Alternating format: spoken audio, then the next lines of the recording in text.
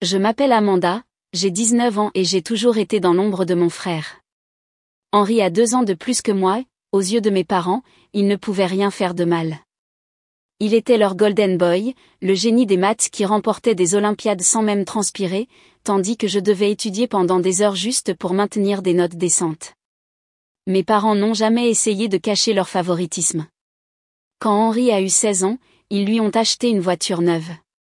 2 ans plus tard, quand ce fut mon tour, on m'a offert un vélo d'une vente de liquidation. Je me souviens d'avoir forcé un sourire et de les avoir remerciés alors qu'à l'intérieur, j'étais anéantie. La seule personne qui m'a jamais fait sentir appréciée était ma grand-mère. Elle se souvenait de chaque anniversaire, me donnait de l'argent de poche et a promis de m'aider quand je commencerais l'université. Cette promesse m'a permis de tenir pendant le lycée.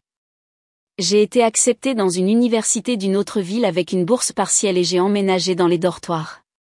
Je pensais que grand-mère m'enverrait de l'argent comme promis, mais rien n'est arrivé. Quand j'ai interrogé ma mère à ce sujet, elle est devenue très en colère. « À quel point peux-tu être égoïste ?» m'a-t-elle crié au téléphone. « Grand-mère a des problèmes d'argent en ce moment. Tu devrais avoir honte de demander. Trouve-toi un travail au lieu de mendier. » Alors, je l'ai fait. J'ai commencé à travailler dans un café près du campus, ce qui aidait pour la nourriture car il me donnait parfois des repas gratuits et laissait les employés acheter les invendus de la veille à prix réduit. Mais ce n'était pas assez pour couvrir toutes mes dépenses, alors j'ai trouvé un deuxième emploi à écrire du contenu pour des sites web. Entre 2 emplois et mes cours, j'avais à peine le temps de dormir. Même avec les 2 emplois, j'avais du mal. Il y avait des moments où le café fermait pour les vacances ou la maintenance, et je mourais de faim. Une fois, ils ont fermé pendant une semaine pour des raisons sanitaires et j'ai failli m'évanouir de faim. Ma colocataire, Sarah, m'a sauvée en partageant sa nourriture et son argent. Quand mon ordinateur portable a lâché, j'ai pleuré toute la journée. J'en avais besoin pour mon travail d'écriture et mes devoirs scolaires, mais je n'avais pas d'argent pour le réparer. Encore une fois, Sarah m'a aidée, en empruntant $500 à ses parents pour m'aider. Je tenais un compte de chaque centime dans un carnet, déterminé à la rembourser un jour. Mon frère, pendant ce temps, était censé s'épanouir à l'université, selon mes parents. Il disait qu'il était si occupé avec ses études et ses examens qu'il ne pouvait même pas venir aux réunions de famille. Je lui parlais rarement directement, juste des textos occasionnels où il semblait distrait et vague sur sa vie. Les choses en étaient là jusqu'au week-end dernier, quand j'ai pris un bus pour ma ville natale pour l'anniversaire de ma grand-mère. J'étais excitée de la voir, même si mon portefeuille était douloureusement mince après lui avoir acheté un petit cadeau, une photo encadrée de nous lors de ma remise de diplôme du lycée. Quand je suis arrivée chez ma grand-mère, la fête battait déjà son plein. Mes parents étaient là, ainsi que des tantes, des oncles et des cousins. La seule personne qui manquait était Henri. « Où est Henri ?» ai-je demandé en faisant un rapide câlin à ma mère. « Oh, il est débordé par la préparation de ses examens », a répondu rapidement mon père. « Il te passe le bonjour. » La table de la salle à manger de ma grand-mère était chargée de nourriture, plus de nourriture que je n'en avais vu depuis des mois. Mon estomac a gargouillé alors que je prenais place, essayant de ne pas paraître trop empressé en remplissant mon assiette. Nous avons commencé par des toasts, chacun à son tour louant la sagesse et la générosité de grand-mère. Puis, la conversation s'est divisée en petits groupes pendant que nous mangions. Je savourais tranquillement mon repas quand mon cousin Tyler m'a regardé de l'autre côté de la table. « Putain, Amanda, pourquoi es-tu si maigre ? Tu as perdu 1 tonne de poids ?» a-t-il dit assez fort pour que tout le monde entende. Avant que je ne puisse répondre, ma mère est intervenue. « Oh, tu sais, ces filles à l'université et leur régime à la mode. Elle fait probablement ce truc de jeûne intermittent. » J'ai ouvert la bouche pour la corriger, mais grand-mère a parlé la première. « Tyler a raison. Amanda, tu es bien trop mince. » Ses yeux se sont plissés d'inquiétude. « Les $1 500 que je t'envoie chaque mois ne sont-ils pas suffisants pour la nourriture ? » Ma fourchette a glissé de mes doigts et a fait un bruit sec sur mon assiette. La salle à manger est devenue silencieuse. « Quel argent ?» ai-je demandé, ma voix à peine un murmure. « Grand-mère, je n'ai reçu aucun argent de ta part. Pas depuis que j'ai commencé l'université. Le silence autour de la table s'est alourdi. Tous les yeux se déplaçaient entre moi et mes parents. Robert, Elisabeth, a dit grand-mère, sa voix dangereusement calme en s'adressant à mes parents, auriez-vous l'amabilité d'expliquer? Les lèvres de ma mère ont tremblé. Mère, c'est une situation compliquée. Peut-être que nous ne devrions pas en discuter devant tout le monde.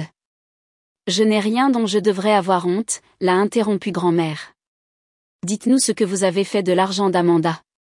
Et si vous ne nous dites pas tout de suite, je vais à la police. Ma mère a fondu en larmes. Mon père s'est éclairci la gorge et a regardé ses mains. Nous avons utilisé l'argent pour Henri, a-t-il admis. Il a un problème de jeu. Il a fréquenté les mauvaises personnes au lycée et ça n'a fait qu'empirer. Nous avons tout essayé, des thérapeutes, des cliniques, il continue de rechuter. Alors que mon père continuait d'expliquer à ma grand-mère, mon esprit est retourné à mon enfance. Toutes ces fois où Henri a eu ce qu'il voulait, toutes ces fois où on m'a dit d'être plus comme lui, toutes ces fois où j'ai eu faim en travaillant à 2 emplois en pensant que ma grand-mère avait oublié sa promesse. La voix de grand-mère a coupé la tension. Tout le monde, s'il vous plaît, continuez à profiter de la célébration sans moi. Elle s'est levée, son visage un masque de colère contenue. Robert, Elisabeth, dans mon bureau, maintenant. Mes parents l'ont suivi sans un mot, les épaules affaissées comme des enfants réprimandés. Je suis restée figée sur ma chaise, à peine consciente de la conversation maladroite qui reprenait autour de moi. Mon cousin Tyler m'a tapoté l'épaule et a murmuré « Ça va ?» Mais je n'ai même pas pu hocher la tête. Je me suis excusée et je suis sortie sur la pointe des pieds dans le couloir. La porte du bureau de grand-mère était fermée et j'ai collé mon oreille contre elle, me forçant à écouter. Les voix étaient trop basses, ce qui était en quelque sorte pire que de crier. Je n'ai pu saisir que des bribes, des années de mensonges. La voix de grand-mère, essayez de l'aider. Le ton désespéré de mon père, aucune excuse. Grand-mère à nouveau. Je suis retournée à ma place, poussant la nourriture dans mon assiette tandis que mon esprit s'emballait. 30 minutes plus tard, mes parents sont sortis du bureau. Les yeux de ma mère étaient rouges et gonflés. Ils n'ont parlé à personne, ont juste pris leur manteau et sont partis sans dire au revoir. 5 minutes plus tard, grand-mère est revenue, un sourire forcé sur son visage. Qui est prêt pour le gâteau, a-t-elle demandé, comme si de rien n'était. La fête a continué maladroitement, les invités faisant semblant de ne pas remarquer l'éléphant dans la pièce. Quand le dernier invité est parti, grand-mère m'a pris la main. Amanda, je ne pense pas que tu devrais rentrer chez toi ce soir. Reste ici quelques jours. J'ai hoché la tête, soulagée. L'idée d'affronter mes parents me rendait physiquement malade. Le lendemain matin, grand-mère m'a fait asseoir à la table de sa cuisine avec une tasse de café. Ses yeux étaient fatigués, mais sa voix était ferme. Je dois te raconter tout ce que j'ai appris de tes parents hier, a-t-elle dit.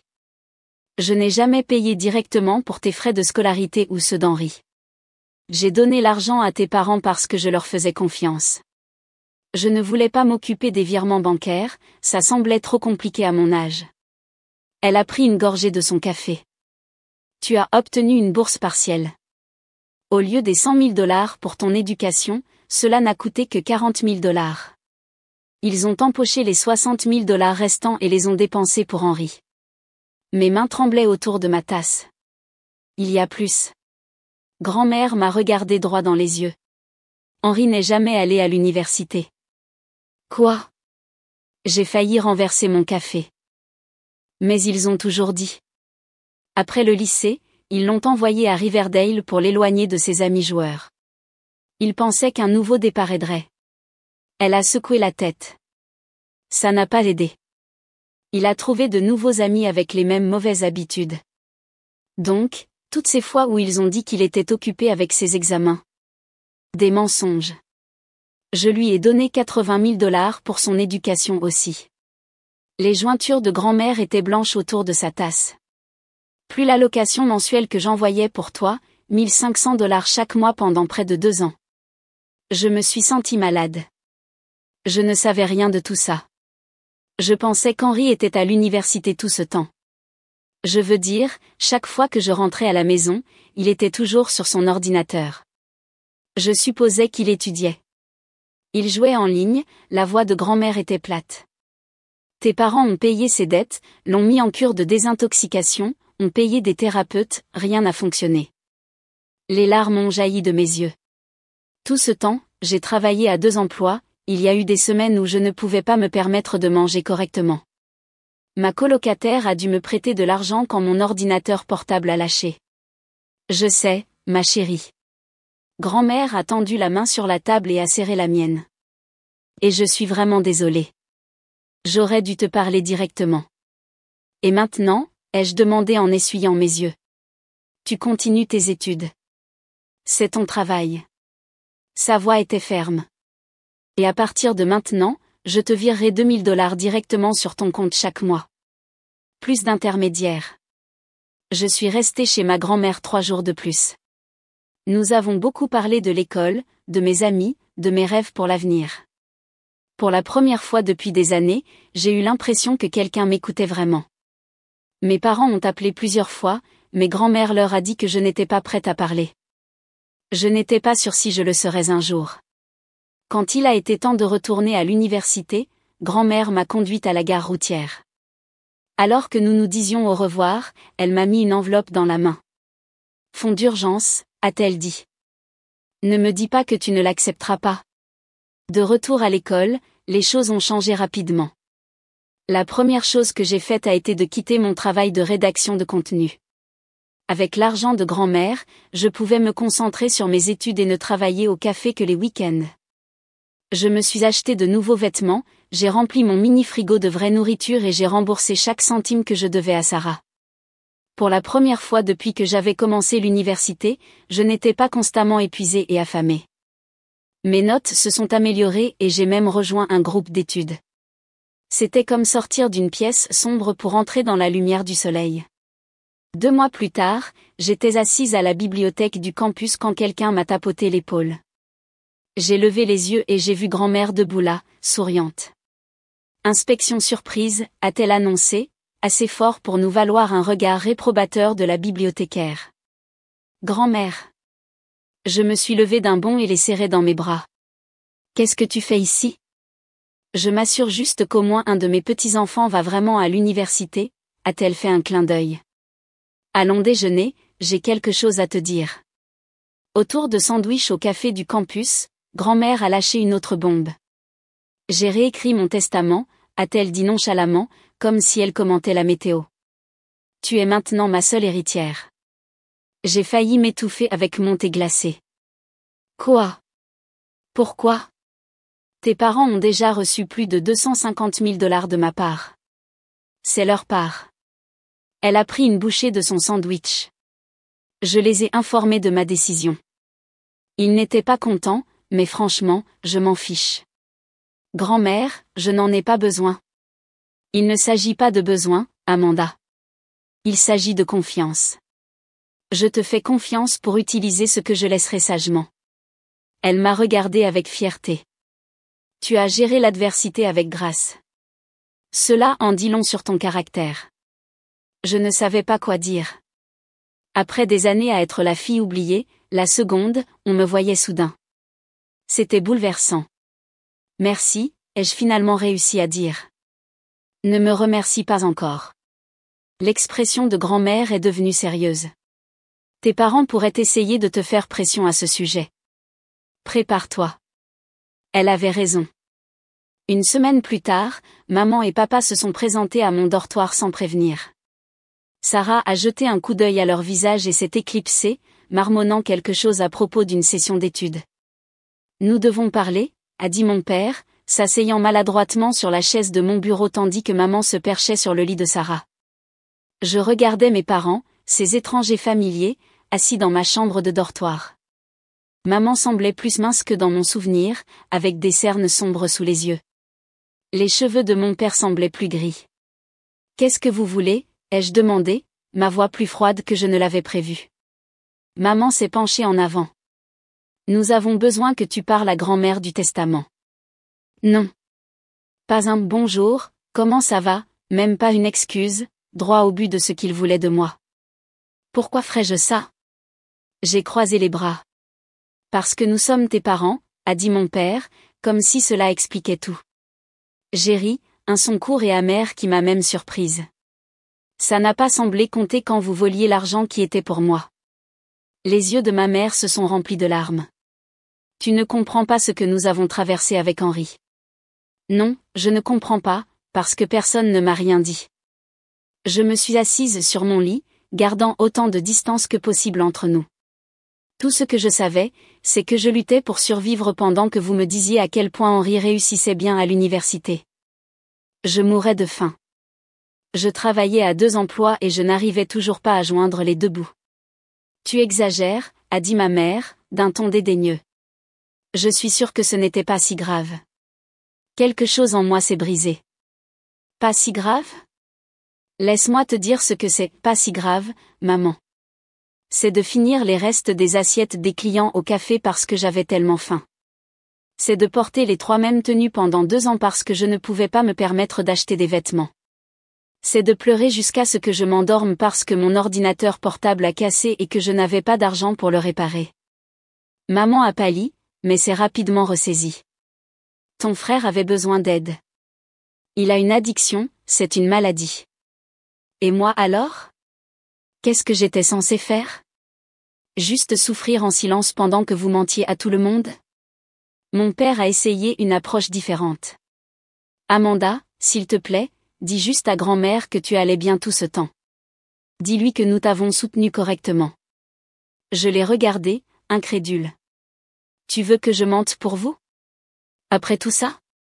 Nous sommes une famille, a-t-il dit, comme si cela réglait tout. La famille ne fait pas ce que vous m'avez fait. Je me suis levée, tremblante de colère. J'ai perdu 9 kilos lors de mon premier semestre. Sarah a dû me prêter de l'argent pour la nourriture.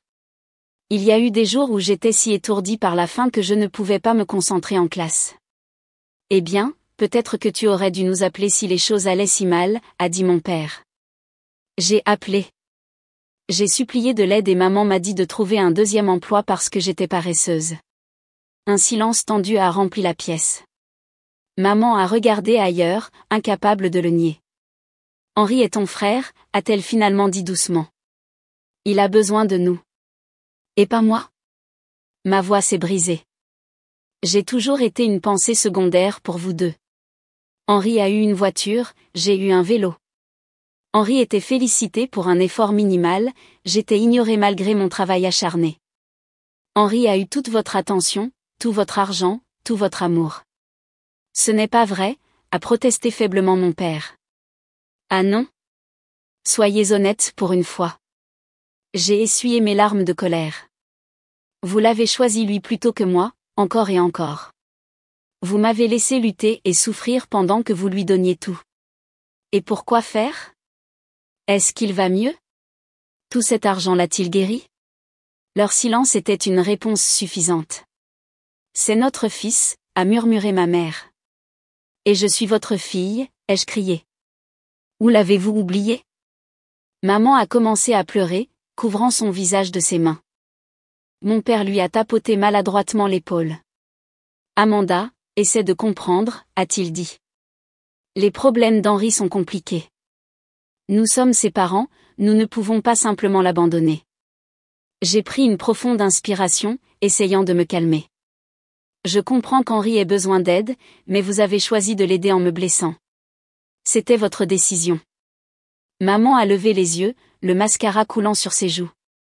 Que sommes-nous censés faire maintenant? Henri a de nouveau des ennuis. Il doit de l'argent à des gens très dangereux. Nous avons besoin de l'aide de grand-mère. Ce n'est pas mon problème, ai-je répondu, surprise de le penser vraiment. Comment peux-tu être si froide, a demandé ma mère. C'est ton frère. Un frère que je connais à peine. Un frère que vous avez privilégié par rapport à moi toute ma vie.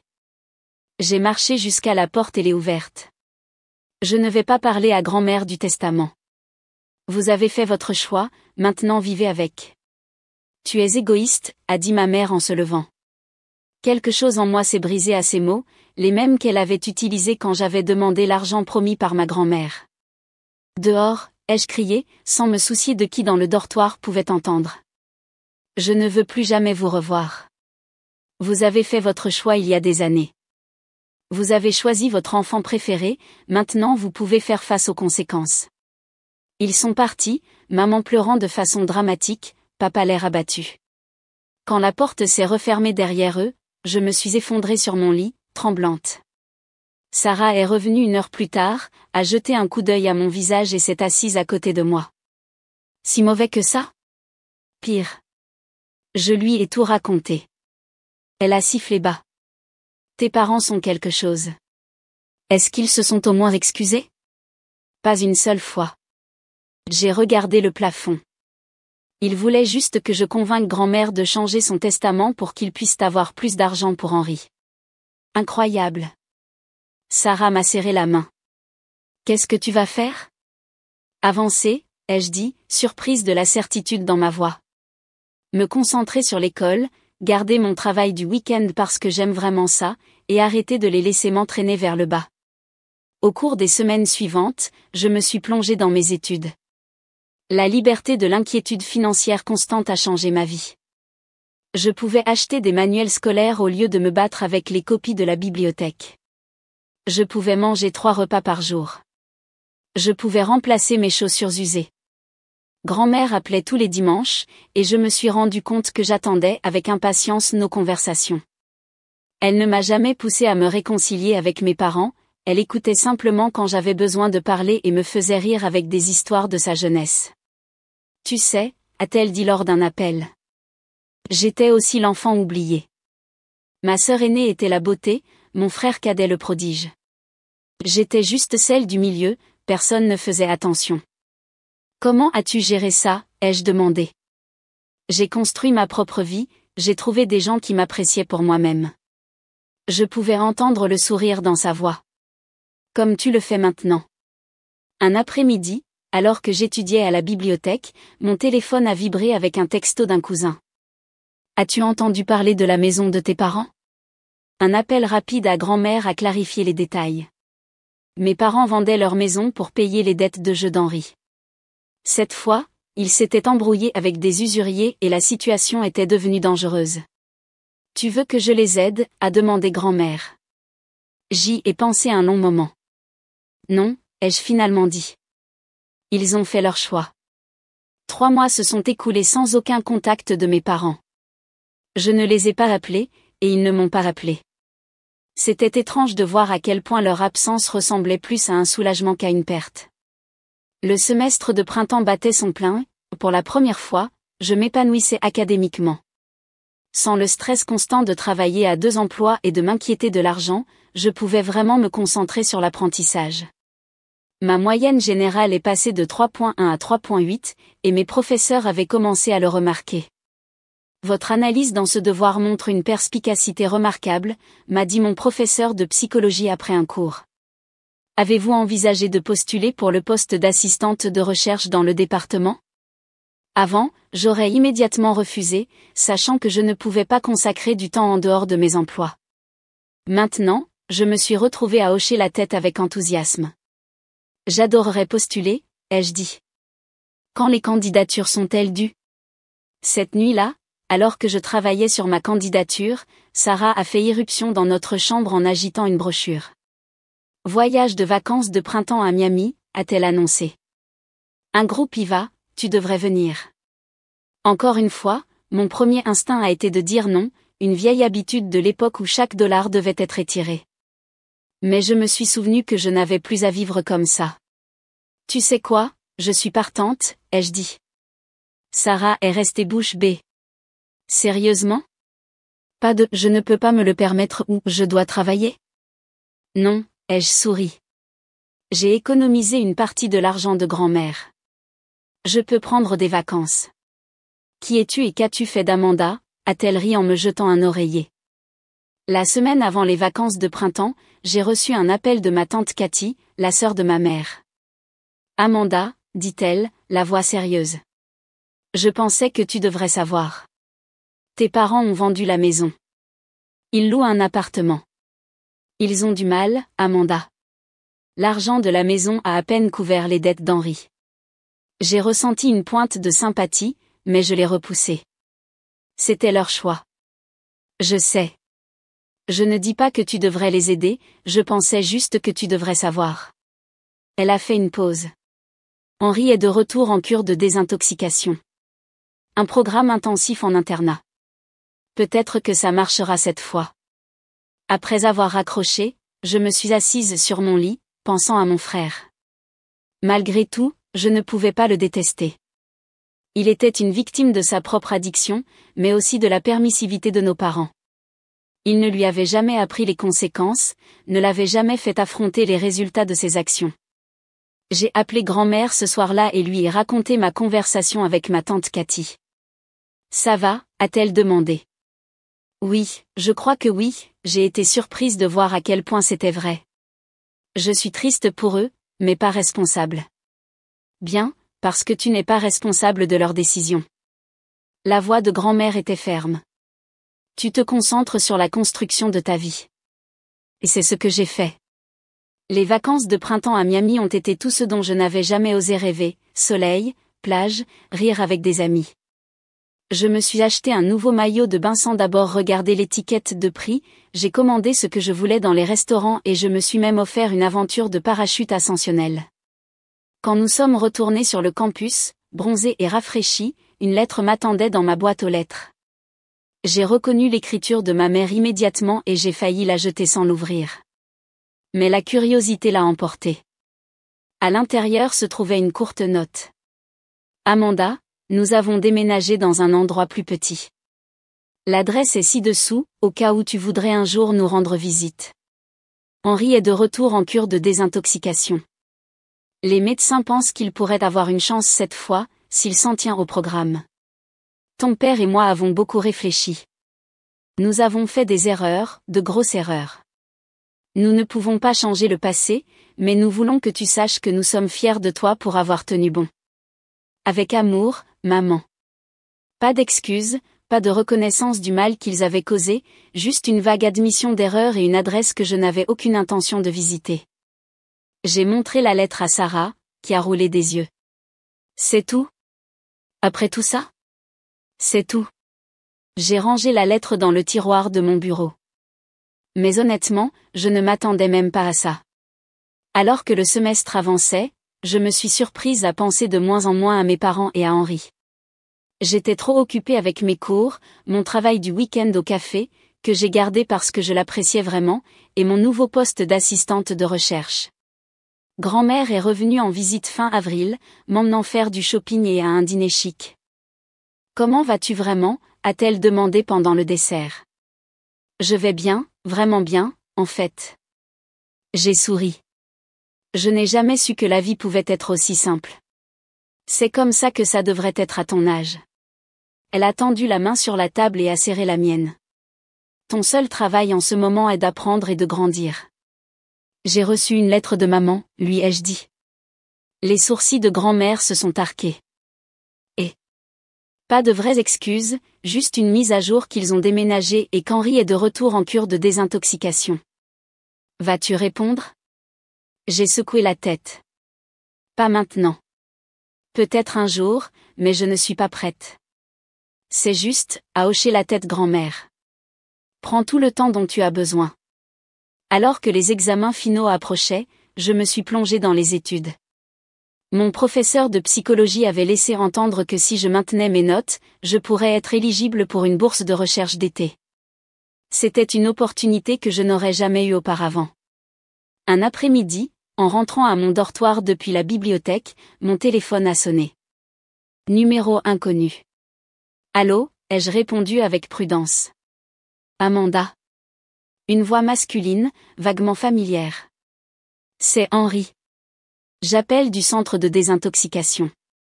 Une partie de ma guérison consiste à faire amende honorable. Je me suis assise sur un banc voisin, ne sachant que dire. Je sais ce que maman et papa ont fait, a-t-il poursuivi quand je n'ai pas parlé. Utiliser ton argent pour mon jeu. Je voulais juste te dire que je suis désolée.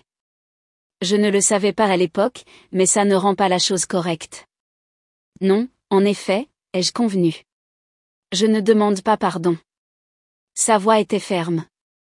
Je voulais juste que tu saches que je comprends ce qui s'est passé et que je suis désolée pour ma part de responsabilité. Après avoir raccroché, je suis restée assise sur ce banc pendant un long moment, regardant les étudiants passer. Certains semblaient stressés, d'autres riaient avec des amis. La vie universitaire normale, se déroulant tout autour de moi. La vie que j'avais enfin la chance d'expérimenter pleinement. J'ai pensé à l'appel d'Henri. C'était la première excuse sincère que j'avais reçue de quelqu'un de ma famille. Je ne savais pas s'il resterait sobre cette fois, ou si mes parents comprendraient un jour vraiment le mal qu'ils avaient causé. Mais pour la première fois, j'ai réalisé que cela n'avait pas d'importance. Ma vie n'était plus définie par leurs décisions. J'avais mon propre chemin maintenant, un chemin avec des opportunités, des amitiés et un avenir limité uniquement par mes propres ambitions. Quoi qu'il arrive à ma famille, j'allais bien.